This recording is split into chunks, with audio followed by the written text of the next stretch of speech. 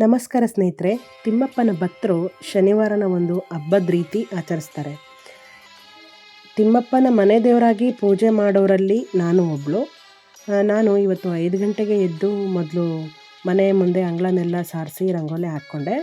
ಅದಾದ ನಂತರ ಮನೆ ಒಳಗಡೆ ಬಂದು ಕಸ ಎಲ್ಲ ಗುಡಿಸ್ಕೊಂಡು ನೆಲ ಒರೆಸಿ ಸ್ನಾನ ಮಾಡಿ ದೇವ್ರ ಕೋಣೆನೆಲ್ಲ ಶುದ್ಧೀಕರಿಸಿ ನಂತರ ಪೂಜೆಗೆಲ್ಲ ರೆಡಿ ಮಾಡಿಕೊಂಡು ಪೂಜೆ ಮಾಡಿದೆ. ಇವತ್ತು ಬೆಳಗ್ಗೆ ಶಿಫ್ಟ್ ಇದ್ದಿದ್ದರಿಂದ ನಾನು ಬೇಗನೆ ಹೋಗಬೇಕಾಗಿತ್ತು. ಸೊ ನಾನು ಬೇಗ ಎಲ್ಲ ಮನೆ ಕೆಲಸ ಎಲ್ಲ ಮುಗಿಸ್ಕೊಂಡು ತಿಂಡಿ ಮಾಡಿಕೊಂಡು ಹೋಗೋಣ ಅಂತ ಹೊರಟಿದ್ದೀನಿ. ಮಳೆ ಜೋರಾಗಿ ಬರ್ತಾಯಿದೆ. ನಮ್ಮ ಜೊತೆ ಡ್ಯೂಟಿ ಮಾಡೋರೊಬ್ಬರು ಸೀನಿಯರು ಶನಿವಾರ ಟೈಮಲ್ಲಿ ಊಟ ತಿಂಡಿ ಏನೂ ಮಾಡದೆ ಬರೀ ನೀರು ಕುಡ್ಕೊಂಡೇ ಇರ್ತಾರೆ. ಅವರ ನಂಬಿಕೆ ಎಷ್ಟು ಬಲವಾಗಿರುತ್ತಲ್ವ. ಅವ್ರಿಗೆ ಜೀವನದಲ್ಲಿ ತುಂಬ ಒಳ್ಳೆಯದಾಗಿದೆ ಅಂತೆ. ಹಾಗಾಗಿ ಅವರು ಉಪವಾಸ ಎಲ್ಲ ಮಾಡ್ತಾ ಇರ್ತಾರೆ. ಬಟ್ ಅವ್ರ ನಂಬಿಕೆಗೆ ಒಂದು ಹ್ಯಾಟ್ಸ್ ಆಫ್ ಸ್ನೇಹಿತರೆ ಅಲ್ವಾ. 2 ಗಂಟೆಗೆಲ್ಲ ಡ್ಯೂಟಿ ಮುಗೀತು ಅಂತೇಳಿ ಹೊರಗೆ ಬಂದು ನೋಡಿದ್ರೆ ವರುಣನ ಆರ್ಭಟ ಹೆಚ್ಚಾಗಿತ್ತು. ನಾನು ಇವತ್ತು ನನ್ನ ಗ್ರಹಚಾರಕ್ಕೆ ಜರ್ಕಿನ್ ಬಿಟ್ಟು ಬಂದಿದ್ದೆ.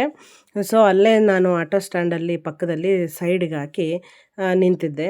ಬೇಕ್ರಿ ಪಕ್ಕದಲ್ಲಿ ಇದ್ದಿದ್ದರಿಂದ ನನ್ನ ಮಗನಿಗೆ ಏನಾದರೂ ತೊಗೊಂಡೋಗೋಣ ಮನೆಗೆ ಅಂತ ಹೇಳಿ ಬೇಕ್ರಿಲಿ ಸ್ವೀಟ್ಸ್ ಎಲ್ಲ ತೊಗೊಂಡೆ. ಅವನಿಗೆ ಚಿಪ್ಸು ಸ್ವೀಟ್ಸು ಇಷ್ಟ ಅಂತ ಹೇಳಿ ತೊಗೊಂಡೆ. ಅಮ್ಮ ಪಾನಿಪುರಿ ಬೇಕು ಅಂತ ಹೇಳಿದ್ದ ಅಂತ ರೆಡಿ ಪೂರಿ ಬರುತ್ತಲ್ಲ ಅದನ್ನು ತೊಗೊಂಡಿದ್ದೀನಿ.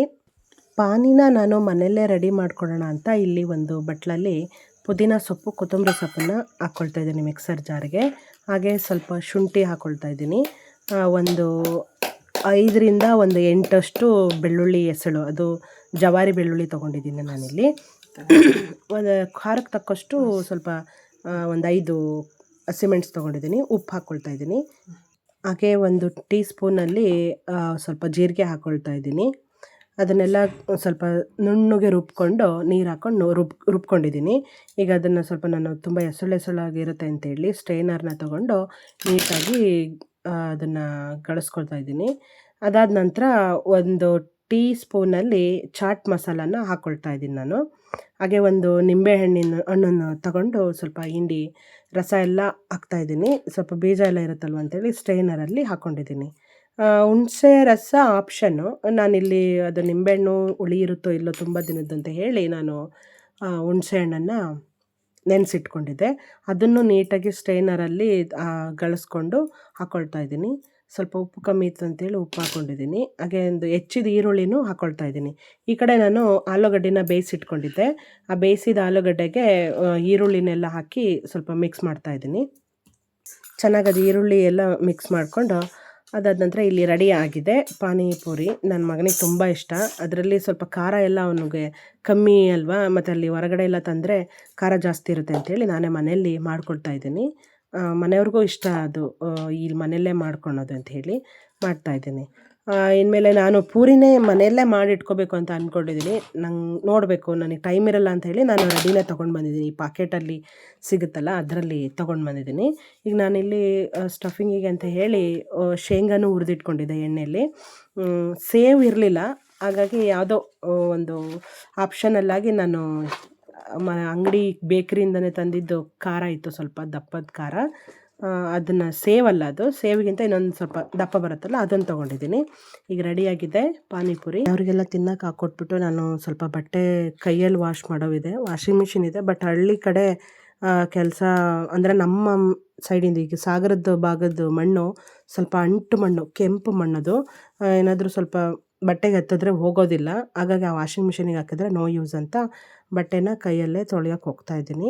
ಅವ್ರಿಗೆಲ್ಲ ಹಾಕ್ಕೊಟ್ಟು ನಾನು ತಿಂದ್ಬಿಟ್ಟು ಬಟ್ಟೆ ತೊಳೆಯೋಕೆ ಹೋಗ್ತೀನಿ. ನೋಡಿ, ಈ ಸೋಪಿನ ಕೊನೆ ಭಾಗ ಎಲ್ಲ ಉಳಿದಿರುತ್ತಲ್ಲ, ನಾನು ಮಾತ್ರ ಅದನ್ನು ವೇಸ್ಟ್ ಮಾಡಲ್ಲ. ಅದು ಕೊನೆ ಒಂದು ಚೂರು ಉಳಿಬಾರ್ದು, ಅಷ್ಟು ನೊರೆ ಬರೋ ತನಕ ಅದನ್ನು ಇಪ್ಪೆಕಾಯಿ ಮಾಡಿ ಆ ಬ್ರಷೆಲ್ಲ ತೊಗೊಂಡು ಗುದ್ದಿ ಹಾಕಿ ನೆಲಕ್ಕೆಲ್ಲ ತಿಕ್ಕಿ ಒಟ್ಟದು ಅಷ್ಟು ಖಾಲಿ ಆಗಿಬಿಡ್ಬೇಕು. ಆವಾಗಲೇ ನಮಗೆ ಸಮಾಧಾನ. ದುಡ್ಡು ಕೊಟ್ಟು ತಂದಿರ್ತೀವಲ್ಲ, ಹಾಗಾಗಿ ಇಲ್ಲಿ ಇನ್ನೂ ಮತ್ತೆ ಮನೆ ಒಳಗಡೆ ಫ್ರಿಜ್ಜೆಲ್ಲ ಕ್ಲೀನ್ ಮಾಡೋದಿದೆ, ತುಂಬ ಕೆಲಸ ಇದೆ. ಬೇಗ ಬಟ್ಟೆ ತೊಳೆದು ಒಳಗಡೆ ಹೋಗ್ತೀನಿ.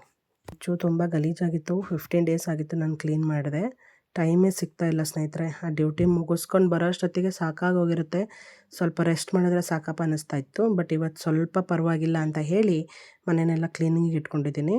ಬೇಗ ಇವೆಲ್ಲ ಒಳಗಡೆದೆಲ್ಲ ತೊಳೆಯೋಕೆ ಇಟ್ಟಿದ್ದೀನಿ. ಯಾರಿಗೆಲ್ಲ ಈ ಪದೇ ಪದೇ ವಸ್ತುಗಳನ್ನೆಲ್ಲ ಕ್ಲೀನ್ ಮಾಡೋ ಕಾಯಿಲೆ ಇದೆ ನನಗೆ ಕಮೆಂಟ್ ಮಾಡಿ. ನಾನೀಗ ಫ್ರಿಜ್ನೆಲ್ಲ ಕ್ಲೀನ್ ಮಾಡಿ ಈ ಶೀಟ್ಸ್ ಎಲ್ಲ ತಂದು ಅಲ್ಲೇ ಒಂದು 5-6 ವರ್ಷ ಆಯಿತು ಸ್ನೇಹಿತರೆ. ಅದನ್ನೇ ಉಜ್ಜೋದು ಹಾಕೋದು ಮಾಡ್ತಾಯಿದ್ದೀನಿ. ಹೊಸದು ತೊಗೊಂಡಿಲ್ಲ, ತೊಗೋಬೇಕು. ಇದ್ದಿದ್ರಲ್ಲೇ ಮ್ಯಾನೇಜ್ ಮಾಡಬೇಕು. ಈಗಿನ ಬಜೆಟಲ್ಲಿ ಜೀವನ ಮಾಡೋದೇ ಕಷ್ಟ, ಹಾಗಾಗಿ ಇದ್ದಿದ್ರಲ್ಲೇ ಖುಷಿ ಪಡೋದು. ಸ್ವಲ್ಪ ತರಕಾರಿ ಇತ್ತು, ಅದನ್ನೆಲ್ಲ ತೊಳೆದ್ಬಿಟ್ಟು ಮತ್ತೆ ಎಲ್ಲ ಬುಟ್ಟಿಲೆಲ್ಲ ಹಾಕಿ ಮುಚ್ಚಿಟ್ಟಿದ್ದೀನಿ. ಸ್ವಲ್ಪ ಹೊರಗಡೆ ಎಲ್ಲ ಕ್ಲೀನ್ ಮಾಡಿಕೊಂಡು ಈಗ ಮತ್ತೆ ಸಂಜೆ ಊಟಕ್ಕೆಲ್ಲ ರೆಡಿ ಮಾಡ್ಕೋಬೇಕು. ಸೊ ಇವತ್ತು ಫ್ರಿಜ್ಜಿನ ಕ್ಲೀನಿಂಗ್ ಕೆಲಸ ಮುಗೀತು. ನಾನಿಲ್ಲಿ ಊಟದ ಜೊತೆಗೆ ಪಲ್ಯ ಮಾಡಬೇಕು ಅಂತ ಹೇಳಿ ಬದನೆಕಾಯಿ ತೊಗೊಂಡಿದ್ದೀನಿ. ದಪ್ಪ ಬದನೆಕಾಯಿ ಬರುತ್ತಲ್ಲ, ಅದು ತೊಗೊಂಡಿದ್ದೀನಿ. ಅದರಲ್ಲಿ ಬೀಜ ಎಲ್ಲ ಇರಲ್ಲ. ಈ ಸಣ್ಣ ಬದನೆಕಾಯಲ್ಲಿ ಬಲ್ತೋದ್ರೆ ಬೀಜಗಳೆಲ್ಲ ಬರುತ್ತಲ್ಲ, ಆ ಥರ ಇರಲ್ಲ ಇದರಲ್ಲಿ. ಹಾಗೆ ನಾನು ಇದನ್ನು ಹೆಚ್ಚಿದ ತಕ್ಷಣ ನೀರೊಳಗಡೆ ಹಾಕ್ಬಿಡ್ತೀನಿ, ಯಾಕೆಂದರೆ ಅದು ಕಲರ್ ಚೇಂಜ್ ಆಗುತ್ತೆ. ಹಾಗೆ ಪಲ್ಯ ಮಾಡಿದಾಗ ಕಹಿ ಬರುತ್ತೆ ಅಂತ ಹೇಳಿ. ನಂತರ ನಾನಿಲ್ಲಿ ಸಣ್ಣದಾಗಿ ಕಟ್ ಮಾಡ್ಕೊತಾ ಇದ್ದೀನಿ ಪಲ್ಯಕ್ಕೆ. ಆದಷ್ಟು ಬದನೆಕಾಯಿಗಳೆಲ್ಲ ತರಕಾರಿ ಹೆಚ್ಚುವಾಗ ಹುಳ ಎಲ್ಲ ನೋಡಿಬಿಟ್ಟು ಹೆಚ್ಕೊಳ್ಳಿ, ಇರುತ್ತೆ ಮಧ್ಯೆ ಎಲ್ಲ. ಹಾಗೆ ಒಂದು ಟೊಮೊಟೊ ತೊಗೊಂಡಿದ್ದೀನಿ, ಈರುಳ್ಳಿ ತೊಗೊಂಡಿದ್ದೀನಿ, ಅದನ್ನೆಲ್ಲ ಸಣ್ಣದಾಗಿ ಕಟ್ ಮಾಡಿ ಇಟ್ಕೊತಾ ಇದ್ದೀನಿ. ಇಲ್ಲಿ ನಾನು ಒಗ್ಗರಣೆಗೆ ಅಂತ ಹೇಳಿ ಒಂದು ಸಣ್ಣದು ಜವಾರಿ ಬೆಳ್ಳುಳ್ಳಿ ತೊಗೊಂಡಿದ್ದೀನಿ. ಹೈಬ್ರಿಡ್ ಎಲ್ಲ ಯೂಸ್ ಮಾಡಲ್ಲ ನಾನು. ಅದನ್ನು ಹಾಕೋದು ಒಂದೇ, ಇದನ್ನು ಒಂದು ಹಾಕೋದು ಒಂದೇ. ಇಲ್ಲಿ ಮತ್ತು ಖಾರದ ಪುಡಿ, ಅರಶಿನದ ಪುಡಿ, ಉಪ್ಪು, ಸ್ವಲ್ಪ ಕಾಯಿ ತೊಗೊಂಡಿದ್ದೀನಿ ನಾನು. ಎಲ್ಲ ರೆಡಿ ಮಾಡಿ ಇಟ್ಕೊಂಡಿದ್ದೀನಿ. ಇಲ್ಲಿ ಒಂದು ಬಾಣಲಿ ಇಡ್ತಾಯಿದ್ದೀನಿ, ಸ್ಟವ್ ಆನ್ ಮಾಡಿಕೊಂಡು. ಇಲ್ಲಿ ಎಣ್ಣೆ ಹಾಕ್ಕೊಂಡು ಸ್ವಲ್ಪ ಬಿಸಿ ಆದ ನಂತರ ಬೆಳ್ಳುಳ್ಳಿ ಎಸ್ಲನ್ನು ಹಾಕ್ಕೊಳ್ತಾ ಇದ್ದೀನಿ. ಅದು ಸ್ವಲ್ಪ ಕಲರ್ ಚೇಂಜ್ ಆದಮೇಲೆ ಈರುಳ್ಳಿನೂ ಹಾಕಿ ಸ್ವಲ್ಪ ಮಿಕ್ಸ್ ಮಾಡ್ತಾಯಿದ್ದೀನಿ. ನಂತರ ಹೆಚ್ಚಿದ್ದ ಟೊಮೊಟೊನೂ ಹಾಕ್ಬಿಟ್ಟು ಅದನ್ನು ಸ್ವಲ್ಪ ಫ್ರೈ ಮಾಡ್ಕೊಂಡು ನಂತರ ಹೆಚ್ಚಿಟ್ಕೊಂಡಿದ್ದು ಬದನೆಕಾಯಿನೂ ಅದ್ರ ಜೊತೆಗೆ ಹಾಕ್ಬಿಡೋಣ. ಅದನ್ನು ಬೇಯೋದಕ್ಕೇನು ಬಿಡೋದು ಬೇಡ. ಟೊಮೊಟೊ ಈರುಳ್ಳಿ ಹೆಂಗೋ ನಾವು ಬದನೆಕಾಯಿ ಹಾಕ್ತೀವಲ್ಲ, ಅವಾಗ ಬೆಂದ್ಕೊಂಡ್ಬಿಡುತ್ತೆ. ನಾನಿಲ್ಲಿ ಸ್ವಲ್ಪ ಅರಶಿನದ ಪುಡಿ ಮತ್ತು ಖಾರಕ್ಕೆ ತಕ್ಕಷ್ಟು ಖಾರದ ಪುಡಿ ಹಾಕ್ತಾಯಿದ್ದೀನಿ. ಈಗ ಬದನೆಕಾಯಿನೂ ಹಾಕ್ಬಿಟ್ಟು ಚೆನ್ನಾಗಿ ಮಿಕ್ಸ್ ಮಾಡೋಣ. ಅದು ಎಲ್ಲ ಹಿಡಿಬೇಕು, ಉಪ್ಪು ಖಾರ ಎಲ್ಲ ಅದು ಹಿಡಿಬೇಕು. ಇದು ಖಾರದ ಪುಡಿ ಅರಶಿನ ಪುಡಿ ಎಲ್ಲ ಬದನೆಕಾಯಿಗೆಲ್ಲ ಹಿಡಿಬೇಕು. ಹಾಗೆ ರುಚಿಗೆ ತಕ್ಕಷ್ಟು ಉಪ್ಪನ್ನು ಹಾಕಿ ಮಿಕ್ಸ್ ಮಾಡಿ ಇಲ್ಲಿ ಲಿಡ್ಡನ್ನು ಕ್ಲೋಸ್ ಮಾಡಿಬಿಟ್ಟು ಸ್ವಲ್ಪ ನೀರು ಹಾಕಿ ಅದು ತಳ ಹಿಡಿದ್ಬಿಡ್ತಿಲ್ಲ ಅಂದರೆ ಕ್ಲೋಸ್ ಮಾಡಿ ಇಟ್ಬಿಡೋಣ, ಬೆಂದ್ಕೊಂಡ್ಬಿಡುತ್ತೆ. ಒಲೆ ಮೇಲೆ ಪಲ್ಯನ ಬೇಯಕ್ಕೆ ಇಟ್ಬಿಟ್ಟು ಇನ್ನೊಂದು ಒಲೆ ಮೇಲೆ ನಾನು ಆವಾಗಲೇ ಬೇಳೆ ಮತ್ತು ಹಸಿಮೆಣಸು ಟೊಮೊಟೊ ಹಾಕಿ ಬೇಯಕ್ಕೆ ಇಟ್ಟಿದ್ದೆ. ಅದನ್ನೀಗ ಒಗ್ಗರಣೆ ಹಾಕ್ಕೊಳ್ತಾ ಇದ್ದೀನಿ. ಕನ್ಸಿಸ್ಟೆನ್ಸಿ ನೋಡಿಕೊಂಡು ಸಾಂಬಾರು ಮಾಡ್ತಾಯಿದ್ದೀನಿ. ನಾವು 3 ಜನ ಇದ್ದೀವಿ, ಹಾಗಾಗಿ 3 ಜನಕ್ಕೆ ಎಷ್ಟು ಬೇಕೋ ಅಷ್ಟು ಮಾಡ್ಕೊತಾ ಇದ್ದೀನಿ. ಈಗ ಸಾಂಬಾರಿಗೆ ರುಚಿಗೆ ತಕ್ಕಷ್ಟು ಉಪ್ಪು ಹಾಕ್ತಾಯಿದ್ದೀನಿ, ಸ್ವಲ್ಪ ಕೊತ್ತಂಬರಿ ಸೊಪ್ಪು ಹಾಕ್ತಾಯಿದ್ದೀನಿ. ನಾನಿಲ್ಲಿ ಬದನೆಕಾಯಿ ಬೆಂದಿದೆ, ಸಾಂಬಾರು ಪುಡಿ ಅದನ್ನು ಹಾಕಿ ಮೇಲೆ ಕಾಯಿ ತುರಿ ಹಾಕಿಬಿಟ್ಟು ಮಿಕ್ಸ್ ಮಾಡ್ತಾಯಿದ್ದೀನಿ. ಈಗ ಸರ್ವ್ ಮಾಡೋಕ್ಕೆ ರೆಡಿ ಆಗಿದೆ.